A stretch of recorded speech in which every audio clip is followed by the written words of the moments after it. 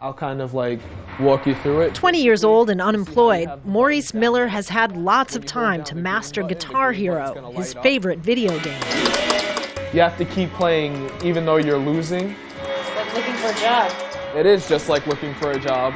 After 6 months of looking for work in the service and retail sector, he recently stopped trying.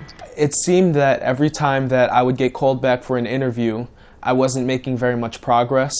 You know, in one situation, I had applied to a company and I had 4 interviews. As a group, young African-American men are the least likely to find work. They face an unemployment rate nearly twice that of their white counterparts.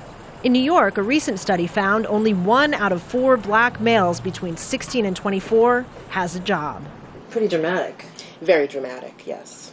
Michelle Holder, who analyzed the numbers, says they represent a national trend. It's a pretty relevant unemployment statistic because it gives you a sense, unlike the unemployment rate, about those who have just decided to exit completely from the labor force and detach themselves from the labor force for whatever reasons, one of which may be they've become discouraged.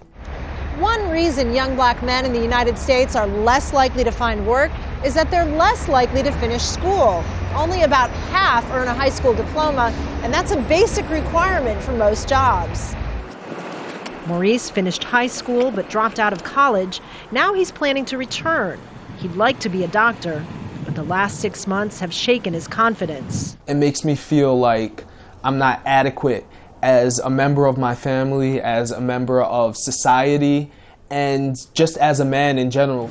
Economists are predicting modest job growth in 2011, but if the trend continues, the great majority of those jobs will not go to young men like Maurice. Kristen, Saloomey, Al Jazeera, New York.